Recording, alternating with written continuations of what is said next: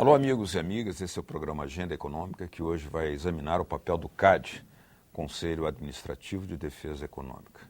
O programa está destinado hoje a informar o telespectador sobre esse papel do Conselho Administrativo de Defesa Econômica, que é uma autarquia vinculada ao Ministério da Justiça, que tem como objetivo orientar, fiscalizar, prevenir e apurar casos de abuso do poder econômico. Criado no governo de João Goulart, em 10 de setembro de 1962, o CAD permaneceu praticamente inativo até o ano de 1991, acionado apenas eventualmente quando houve casos de programas de congelamento de preços nos planos Cruzado e Verão. Em 2011, uma nova lei alterou as atribuições do CAD e instaurou a obrigatoriedade de análise prévia em atos de concentração econômica. Para nos explicar como atua o CAD e o seu funcionamento atualmente, o programa Agenda Econômica tem hoje como convidado o Dr. Vinícius Marques de Carvalho, presidente dessa autarquia. Participa do programa a jornalista Tânia Horman. Doutor Vinícius, muito obrigado por ter aceito o nosso convite. Obrigado, eu que agradeço. Bom, nós gostaríamos de contar um pouco de história, já que no cotidiano das pessoas, o telespectador comum, ele provavelmente terá curiosidade de saber como funciona, para que surge. E ele foi criado, o CAD, exatamente num momento muito especial da história do Brasil, no governo João Goulart, em 62, um momento de muita ebulição. E, apesar disso, ele tinha um sentido, mas que foi totalmente alterado em razão da ditadura militar, quando ele ficou praticamente inativo. Conta um pouco para a gente desse surgimento. Claro. Embora o CAD tenha surgido como autarquia em 1962, o debate sobre a necessidade, a conveniência de um órgão de defesa da concorrência no Brasil existia desde a época ainda do Estado Novo, década de 40. E esse debate era um debate que era bastante ideologizado, num certo sentido, porque uma parte dos políticos e dos atores econômicos no Brasil na época via um órgão de defesa da concorrência como um órgão de proteção ao consumidor e de combate aos trusts internacionais. Então, viam a necessidade de um órgão de defesa da concorrência como uma defesa, um instrumento de defesa da economia nacional, da soberania nacional, no momento em que essas questões de construção de um projeto nacional de desenvolvimento estavam muito em voga. E, de outro lado, havia principalmente as companhias multinacionais que não queriam ter que passar pelo mesmo tipo de processo de análise e de escrutínio de um órgão de defesa da concorrência como eles passavam nos Estados Unidos, por exemplo.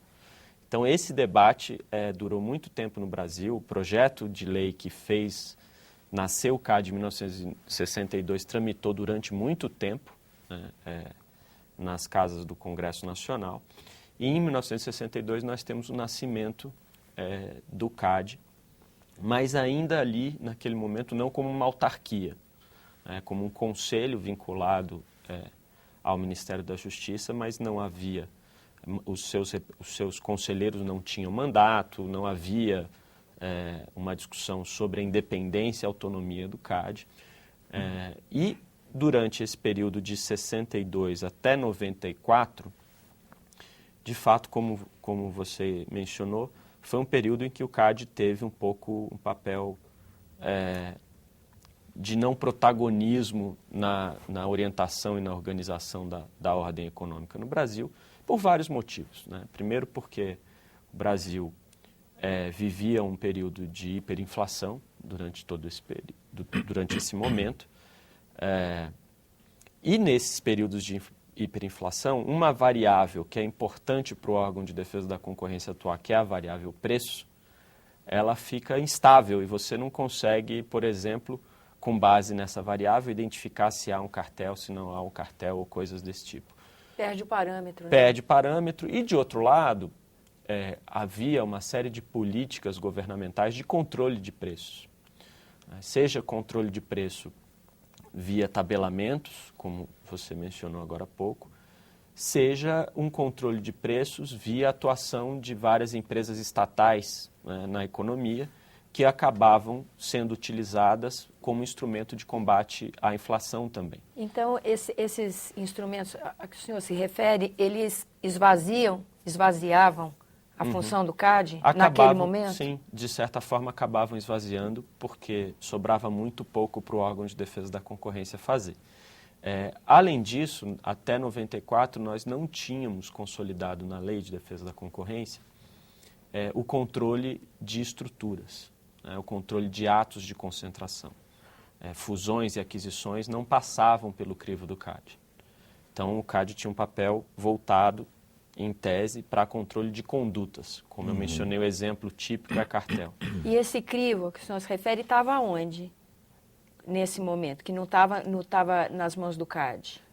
Existia a CIP, né, a Comissão Interministerial de Preços, que fazia, conselho ou comissão, que fazia esse controle de preços de vários setores da economia.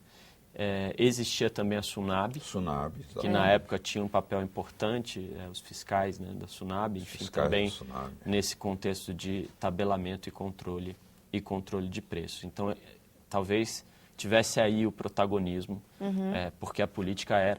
Um órgão de defesa da concorrência, de certo modo, ele pressupõe, não em todos os setores da economia, mas pressupõe que a economia é baseada na livre concorrência, que a formação de preços ela não é ditada pelo Estado. Não tem tanta interferência do Estado no funcionamento da economia, né? Pois é. A gente pode discutir se isso é bom ou se isso é ruim, mas o fato é esse. Né? Se você tem uma economia completamente dirigida, não faz sentido um órgão de defesa da concorrência. E a política de defesa da concorrência, é bom deixar isso claro, ela não é uma política de regulação da economia, ela não é uma política de organização dos setores da economia. Ela não lida com o poder econômico dessa forma. Quem lida com o poder econômico dessa forma por exemplo, as agências de regulação, as políticas regulatórias setoriais, que organizam determinado setor econômico, dizem quantos agentes têm que estar presentes naquele setor, às vezes impõem preços, regulam preços teto, por exemplo, como a gente vê por aí em vários setores, criam padrões de qualidade para os produtos ou serviços a serem ofertados por aquele setor regulado, impõem requisitos para as empresas entrarem naquele setor.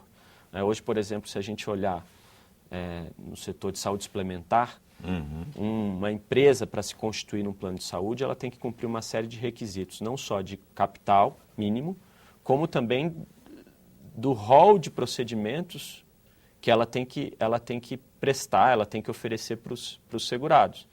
Então, isso é uma condição imposta por uma agência de regulação ou por uma lei. Isso nunca vai ser imposto por um órgão de defesa da concorrência. O órgão de defesa da concorrência, o que ele faz? Ele atua em defesa do consumidor, do bem-estar do consumidor, mas atacando o abuso do poder econômico. E, portanto, essa atuação ela sempre vai ser uma atuação eventual, porque ela vai depender sempre de uma situação concreta sobre a qual o órgão vai incidir. Ela sempre vai ser uma atuação reativa também, porque vai depender de uma situação, né, que ela nunca é ex ante, ela sempre é ex post, e também, de certo modo, ela é uma atuação que vai sempre ser, nunca vai ter esse papel de organizar um setor, porque ela sempre vai ter um papel de reagir a uma conduta. E essa conduta ela pode ser, no sentido amplo, de dois modos, né? Ela pode se configurar de dois modos.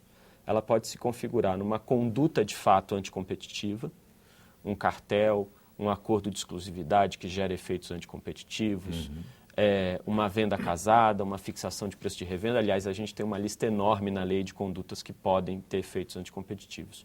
Ou, ainda olhando conduta no sentido amplo, num ato de concentração, que não é um ilícito, né? Enfim, empresas se fusionarem, empresas incorporarem umas às outras ou adquirirem umas às outras, não é um ilícito em si. Não é um ilícito em si, mas elas podem gerar distorção, exatamente, né? Elas podem gerar esse ato jurídico, né? Ele pode gerar um efeito anticompetitivo.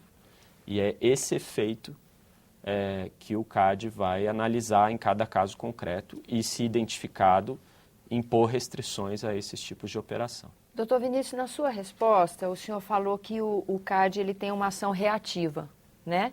E que ele atua na defesa do consumidor. Em última instância, ele está atuando na defesa do consumidor, evitando distorções no mercado. Mas o CAD não é acionado pelo consumidor, né? Como é que, se ele é reativo, como ele se pode starta? Ser. Como? Ele pode ser. Por exemplo, você pode ter situações de condutas anticompetitivas em determinados mercados que, por exemplo, um consumidor individualmente pode fazer, mas também uma associação de defesa do consumidor ou qualquer pessoa pode fazer uma denúncia ao CAD. E como é que faz uma denúncia ao CAD? Tem um site, alguma coisa? Tem no site do CAD, tem um espaço no site do CAD para que a pessoa entre lá e faça a sua denúncia. É claro que quando a gente está falando de um ilícito anticoncorrencial, a denúncia ela sempre tem que ser de algum modo qualificada, né? Por isso que a gente tem que ter instrumentos para apurar se essas denúncias elas são verdadeiras ou não. Ou seja, porque não adianta a pessoa passar, só para dar um exemplo, passar em 3 padarias, ver que o preço do pãozinho em 3 padarias está igual e mandar uma denúncia para o CAD falando que tem cartel. Porque o cartel, eu preciso, para comprovar a existência de um cartel, eu preciso provar o acordo entre as empresas. Né? O que é um cartel? Um cartel é uma combinação entre empresas em determinado mercado e essa combinação tem por objeto fixar um preço, dividir o mercado ou determinar clientes, dividir os clientes entre as empresas, por exemplo. Né? Então, eles se reúnem e combinam uma dessas 3 coisas ou as 3 coisas. Com efeitos que e são isso, a dominação obviamente, do tem mercado. o efeito de dominação do mercado, de aumento de preço, fatalmente de aumento de preço. Já houve... Destruindo concorrentes. Houve uma das primeiras buscas e apreensões que foram feitas no Sistema Brasileiro de Defesa da Concorrência, o CAD teve acesso na busca a um documento interno dessas empresas em que havia um planejamento estratégico do cartel, como se fosse um planejamento estratégico de uma empresa, inclusive com aqueles dizeres típicos de planejamento estratégico, valores, união, perseverança, companheirismo, objetivos, acabar com a informalidade até o ano tal. Informal era quem não participava do cartel. Então, a gente tinha coisas desse tipo que, na verdade, revelam que o cartel ele busca que empresas independentes funcionem como se fosse uma empresa só. No fundo, é isso. Olha, eu vou voltar para a minha pergunta no seguinte sentido. Vamos dizer que eu sou um consumidor comum, que realmente sou, né? E gostaria de fazer uma denúncia ao CAD. Mas, como o senhor está alertando, ela tem que ser uma denúncia estruturada. Ela tem que estar fundamentada de alguma forma, né? Provavelmente eu, como consumidora comum, não vou conseguir chegar a alcançar essas possibilidades de, assim, acordos de bastidores. Eu vou estar ali na ponta final falando, ó, sabe o que eu estou notando? Que o preço está aumentando, que as marcas sumiram, que eu agora tenho pouca escolha. É isso que eu vou ter nas mãos, né? Sim, e estruturando com essa argumentação que eu devo me dirigir ao CAD? Você pode se dirigir ao CAD com essa argumentação. E é importante que se dirija ao CAD com essa argumentação. Isso tem que estar comprovado. Desculpa interromper o senhor, mas isso teria assim, eu frequento o mesmo supermercado e vejo uma alteração de preço. Como que eu documento isso, por exemplo? Olha, porque o que acontece? Aumento de preço... Sozinho não é nada. Sozinho não é nada, ele acontece por vários motivos. Às vezes você teve um aumento da carga tributária, às vezes você teve um aumento de preço de algum insumo que foi, enfim, ofertado, que é condição para ofertar aquele produto. Então, a denúncia de aumento de preço em si, ela não é algo que o CAD considera suficiente para abrir um processo. Até porque se abre, a empresa vai ao judiciário e o judiciário não permite esse tipo de apuração. É difícil mesmo tá? Principalmente denúncias de cartel. Por isso que a gente tem uma série de instrumentos que são utilizados para que se comprove o acordo. Porque paralelismo de preço, de novo, não é condição suficiente para você dizer que houve o acordo. O CAD já condenou empresas por paralelismo de preço e já perdeu no judiciário. Mesmo quando há uma restrição das marcas oferecidas, se somar esses dois fatores, você tem redução de oferta de produtores, de marcas, e junto com isso você tem essa questão do preço. Sim, aí você tem um nexo de causalidade. Não. Aí você tem que ver, dependendo do mercado, pode ser um elemento importante ou não para você aferir. Mas aí é importante sempre, bom você ter perguntado isso, tentar encontrar um nexo de causalidade. E aí você buscou você falou, olha, você teve aqui uma política de restrição de marca, ou você teve uma política de fidelização, por exemplo, que está gerando esse aumento de preço.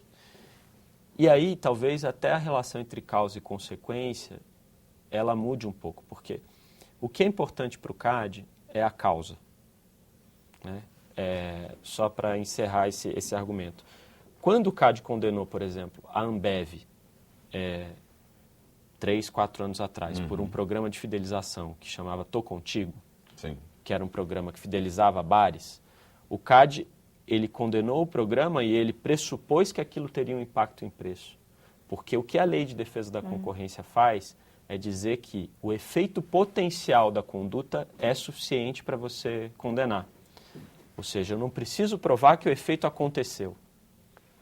Eu preciso provar que aquele programa de fidelização específico teria potencialmente aquele efeito. E isso já é suficiente para eu condenar. Muito bem. No próximo bloco, a Agenda Econômica vai examinar aqui aquele papel que é atribuído ao CAD de exercer a função educativa, preventiva e repressiva. Continue com a gente aqui no Agenda Econômica. Até já.